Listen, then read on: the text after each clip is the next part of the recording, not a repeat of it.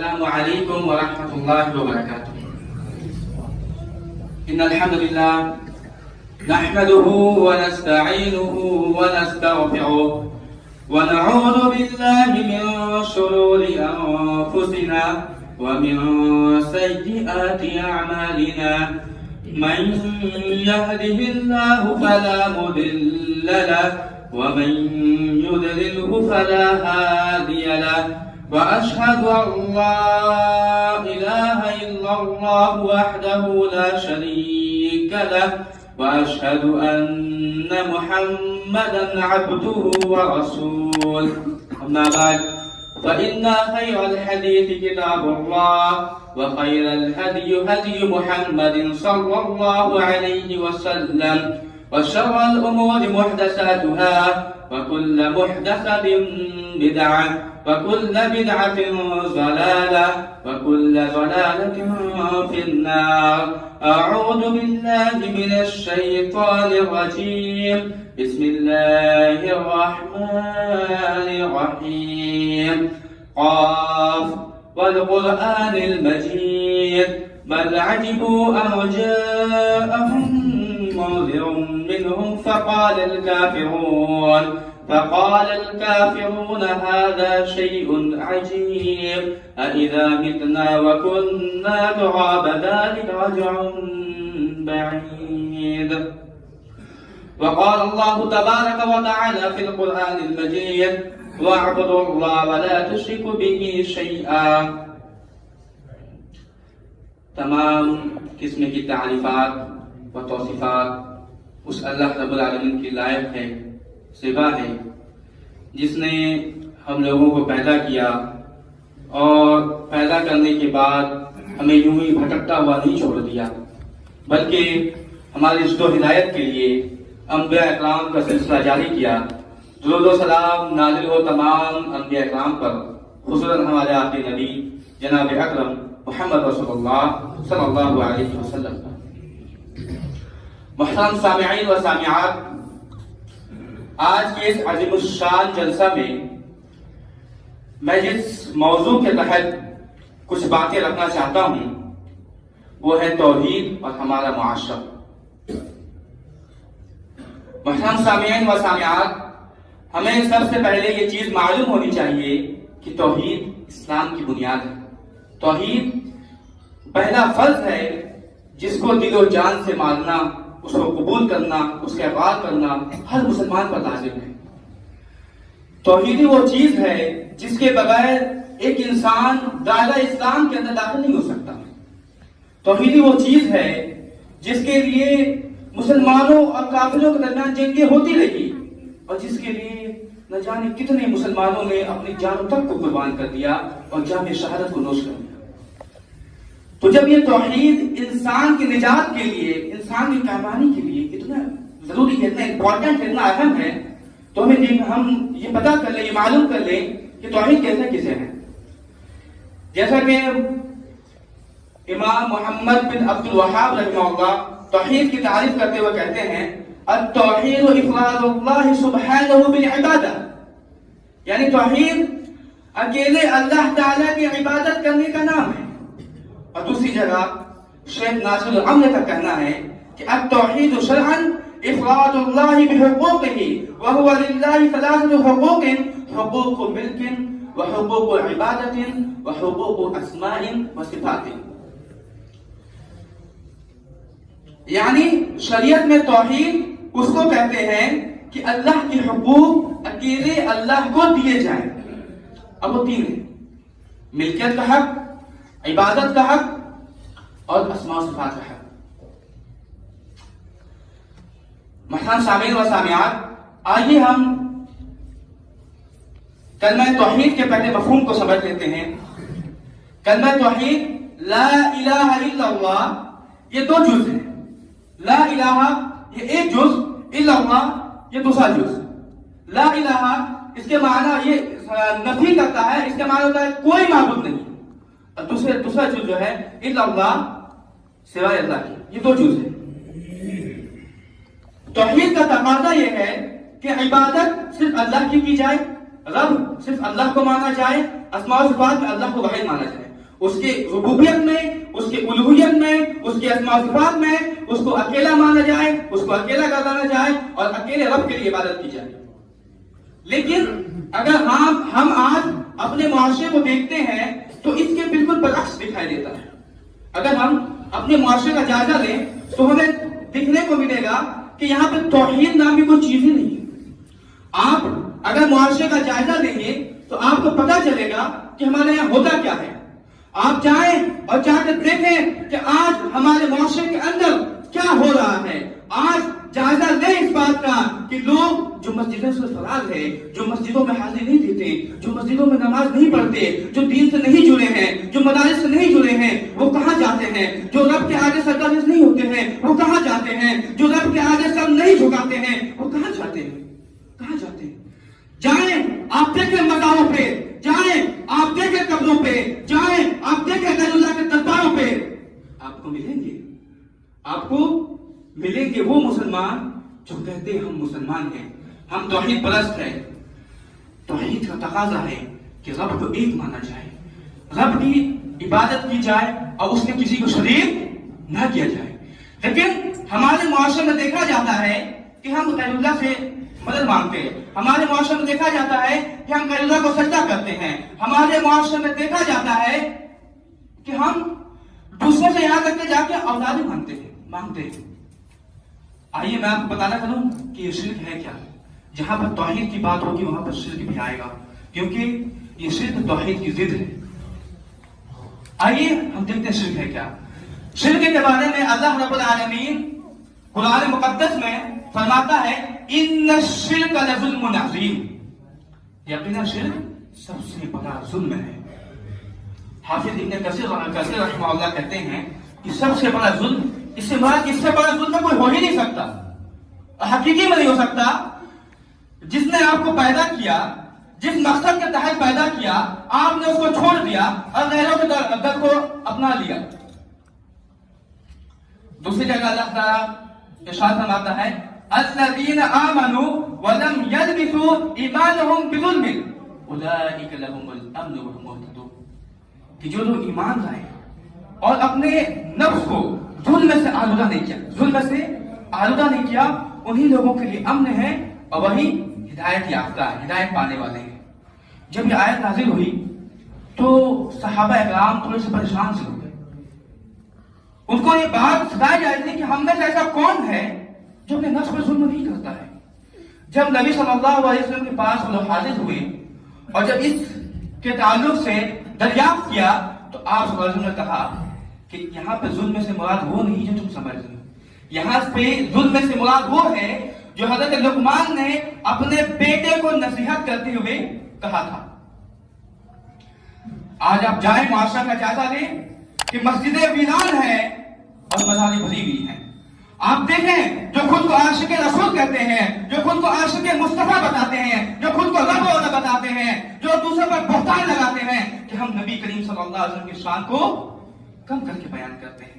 ہم پر بہتان ہے کہ ہم نے نبی کریم صلی اللہ علیہ وسلم کی شان کو کم کیا ہے، ہم پر بہتان ہے کہ ہم نبی سے نفرت کرتے ہیں۔ چلو جی ہم مانتے ہیں کہ آپ نبی سے محبت کرنے والے ہیں، ہم مانتے ہیں کہ چلو آپ حقیقی محبت کرنے والے ہیں، ہم مانتے ہیں کہ چلو ہم گستاخ رسول بھی ہیں، لیکن آپ بتائیں آپ اگر عاشق رسول ہیں، آپ اگر رسول اللہ صلی اللہ علیہ وسلم کی اطاعت کرتے ہیں تو آپ میں سے کوئی مسجد میں نظر کیوں نہیں آتا؟ آپ میں سے کوئی رب کے پاس دکھائی کیوں نہیں دیتا؟ آپ میں سے کوئی ان کی اطاعت و فرما برداری کیوں نہیں کرتا؟ بتائیں، آئے کوئی اس کا جواب دے مجھے۔ رسول نے کہا کہ میری آنکھوں کی ٹھنڈک نماز ہے۔ آپ نے تو مزاروں کو عبادت گاہ بنا لیا، آپ نے تو قبروں کو سجدہ گاہ بنا لیا۔ جب ایک شخص سے میری بحث ہوئی تو وہ تھوڑا جاہل قسم کا تھا، جب بات ہوئی سجدے کے اوپر تو فٹافٹ وہ فون لگانا شروع کر دیا۔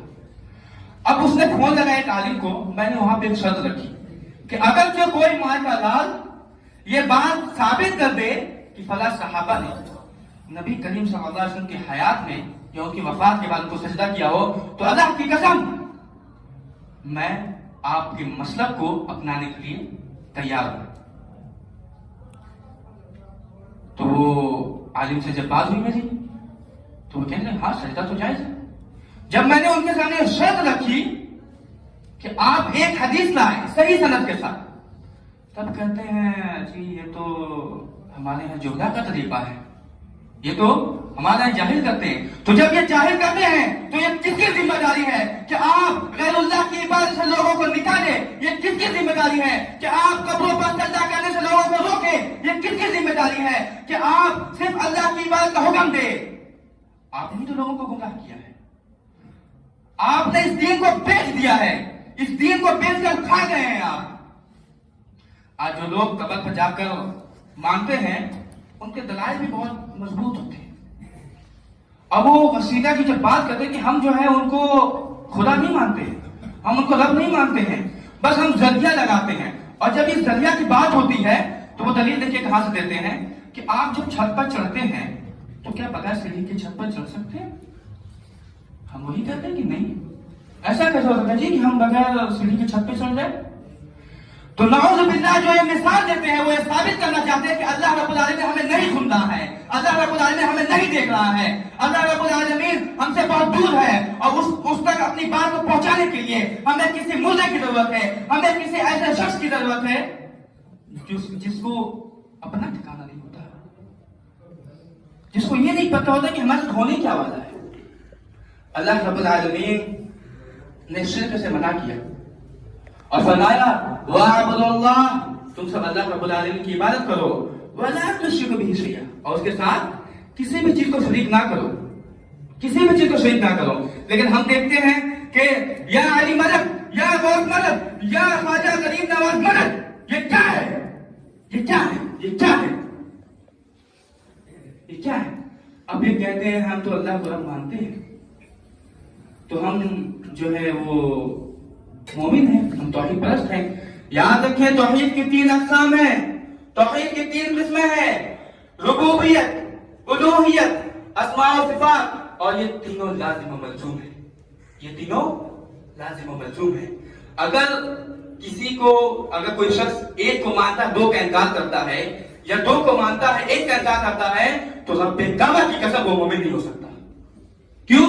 مشرکین مکہ کو آپ دیکھیں, وہ توحید ربوبیت کے قائل تھے.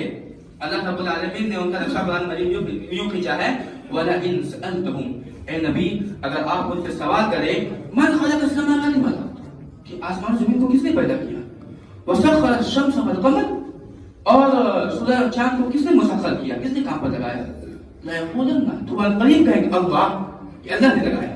لیکن کیا مشرکین مکہ مومن تھے؟ کیا آپ اس بات کی گواہی دے سکتے ہیں کہ مشرکین مکہ مومن تھے؟ وہ بھی تو ربوبیت کے قائل تھے, وہ بھی تو اللہ کو رب مانتے تھے, لیکن وہ مومن اس لیے نہیں تھے کیونکہ وہ الوہیت میں شرک کرتے تھے, وہ الوہیت میں غیروں کو شریک بناتے تھے. آپ اگر آج جائیں تو قبروں پر ذبیحہ کیا جاتا ہے, غیر اللہ کے نام پر ذبیحہ کیا جاتا ہے. قرآن کیا کہتا ہے, قل ان صلاتی و نسکی و محیای و مماتی للہ رب العالمین, کہہ دو کہ یقیناً میری نماز, قل کہہ دو ان صلاتی, یقیناً میری نماز, و نسکی اور میری عبادت, اس کا ترجمہ قربانی بھی کی جاتی ہے کیونکہ قربانی بھی ایک عبادت ہے, و محیای و مماتی, اور میرا مرنا اور جینا صرف اللہ رب العالمین. تو یہ کہاں سے آتے ہیں, کہاں سے اللہ کی ذبح کرتے ہیں؟ اب جب آپ ان کو پکڑیں اور یہ آیت ان کے سامنے رکھیں تو یہ جواب دیں گے کہ جی ہم تو غیر اللہ کے نام پہ نہیں کرتے, ہم تو بسم اللہ اللہ اکبر کر کے ذبیحہ کرتے ہیں. یہ ہم کو چلاتے ہیں, یہ ہم کو بیوقوف بناتے ہیں. کعبے کے رب کی قسم ہے کہ تم پوری دنیا کو بیوقوف بنا سکتے ہو, تم سب کو جھوٹ بول سکتے ہو, لیکن ہم سے نہیں بول سکتے ہو. آپ کو میں بتاتا چلوں, آج سے تقریباً 9 سال پہلے میں بھی یہی تھا, ہم لوگ یہی کرتے تھے. دل میں یہ عقیدہ ہوتا ہے کہ ہم فلاں بابا کے لیے اس کو ذبح کر رہے ہیں. اور یاد رکھیں تمام اعمال پہ دار و مدار ہوتا ہے, تمام اعمال جو ڈیپینڈ کرتے ہیں وہ نیت پہ کرتے ہیں. ان کے دل میں یہ ہوتا ہے کہ ہم جو ذبح کر رہے ہیں یہ فلاں بابا کے لیے. آج یہ لوگ جو غوث اعظم ہیں یا خواجہ غریب نواز ہے یا پھر اور بھی کچھ ہے، کیا یہ ایک دلیل لا سکتے ہیں کہ اللہ رب العالمین نے شیخ عبد القادر جیلانی رحمہ اللہ کو غوث اعظم بنایا؟ کیا یہ ایک دلیل لا سکتے ہیں کہ خواجہ معین الدین چشتی کو اللہ رب العالمین نے غریب نواز بنایا؟ کیا یہ دلیل لا سکتے ہیں کہ فلاں شخص کو اللہ رب العالمین نے مشکل کشا بنایا؟ کیا یہ ایک دلیل لا سکتے ہیں کہ فلاں شخص کو اللہ نے فلاں اختیار دیا؟ کیا لا سکتے ہیں؟ کیا ہمیں دکھا سکتے ہیں؟ کیا یہ ثابت کرا سکتے ہیں؟ جب بھی سے بات ہوگی صرف عقلی یہ عقل کیا ہے؟ جب قرآن و حدیث موجود ہے تو عقلی گھوڑے کو دوڑانے کی کیا ضرورت ہے؟ اللہ رب العالمین نے جو غیر اللہ کو پکارتے ہیں، جو یا علی مشکل کشا کے نعرے لگاتے ہیں، جو یا غوث اعظم کے نعرے لگاتے ہیں، یا دستگیر کے نعرے لگاتے ہیں اور ان کو پکارتے ہیں اپنی مدد کے لیے، اس کے بارے میں اللہ رب العالمین قرآن مجید میں ارشاد فرماتے ہوئے کہتا ہے وَمَنْ أَضَلُّ مِمَّنْ يَدْعُو، کہ اس شخص سے بڑھ کر گمراہ کون ہو سکتا ہے جو پکارے مِمَّنْ يَدْعُو، جو پکارے مِن دُونِ اللَّهِ، اللہ کے علاوہ کسی اور کو، اور جس کو مَنْ لَا يَسْتَجِيبُ لَهُ إِلَى يَوْمِ الْقِيَامَةِ، جو قیامت تک اس کی پکار کو، اس کے دعا کو نہیں قبول کر سکتا، نہیں سن سکتا، وَهُمْ عَنْ دُعَائِهِمْ غَافِلُونَ، اور وہ ان کے دعا سے غافل ہے، بے خبر ہے۔ آپ کہتے ہیں ہم پکار رہے ہیں، سنا جا رہا ہے، نبی صلی اللہ علیہ وسلم کے بارے میں بتایا جاتا ہے کہ ہم نے قبر میں آواز دی تو وہاں سے آواز آتی ہے، وہاں سے آواز آتی ہے۔ تو آپ یہ بتائیں یہ آواز حضرت فاطمہ کے پاس کیوں نہیں آئی؟ یہ آواز حضرت عائشہ کے پاس کیوں نہیں آئی؟ آپ ہی کے پاس کیوں آئی؟ ایک بات یاد رکھیں، شرک سب سے بڑا ظلم ہے اور اس کی معافی نہیں ہے۔ اللہ رب العالمین قرآن مجید میں ارشاد فرماتے ہوئے کہتا ہے ان اللہ لا یغفر، یقیناً اللہ تعالیٰ نہیں بخشے گا ان یشرک بہ، جس نے اس کے ساتھ کسی کو شریک کیا، ویغفر ما دون ذلک لمن یشاء، اور اس کے علاوہ جسے چاہے گا بخش دے گا، معاف کر دے گا۔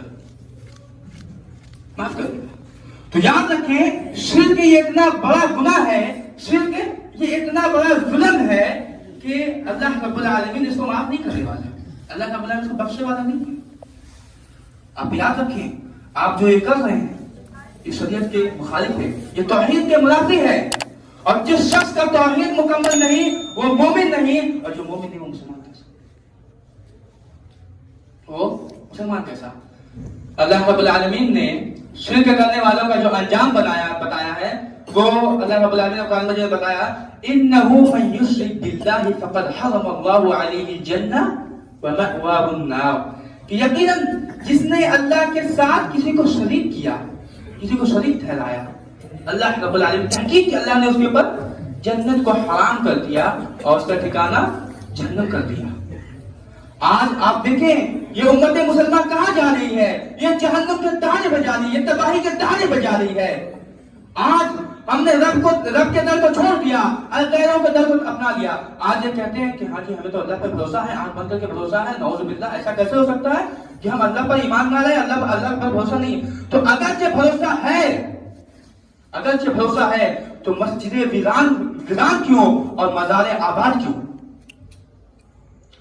یہی وہ لوگ ہیں جو کہتے ہیں کہ عورتیں مسجد میں آئیں گی تو فتنہ پیدا ہوگا، فتنہ پھیلے گا۔ آپ جائیں مزار پہ، ہم لوگ آج سے تقریباً 4 مہینہ پہلے گئے تھے دیکھنے کے لیے کہ آج کل کیا چل رہا۔ ہم نے دیکھا کہ وہاں پر اکثریت جو تھی تعداد وہ عورتوں کی تھی، میک اپ میں بغیر حجاب کی۔ یہ کیا ہے؟ یہ فتنہ نہیں ہے؟ عورتیں مسجد میں آئیں تو فتنہ ہو جائے گا؟ ان مولویوں نے، ان حرام خوروں نے سب کو، پوری امت کو بیچ ڈالا اور چند روپے کے چکر میں، چند پیسوں کے چکر میں امت کو بیچ کر کھا گئے کہ ہم فاتحہ کریں تو فلاں پیسہ ملے گا، ہم یہ کریں تو اتنا پیسہ ملے گا، ہم یہ کریں گے تو اتنا پیسہ ملے گا۔ اور یہ عوام بھی جاہل جو ان کی تقلید پہ تقلید کی جا رہی ہے۔ قرآن چیخ چیخ کر کہہ رہا ہے کہ وَاعْبُدُوا اللَّهَ، اللہ کی عبادت کرو، وَلَا تُشْرِكُوا بِهِ شَيْئًا، اور اس کے علاوہ اور اس کے ساتھ کسی شریک نہ کرو۔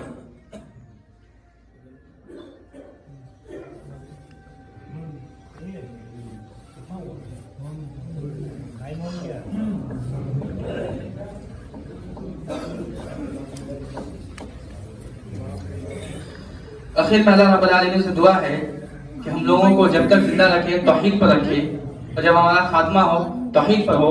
और जो लोग आज तौहीद से दूर हो चुके हैं, जो शिर्क के दलदल में फंस चुके हैं, अल्लाह रब्बुल आलमीन को हिदायत दे।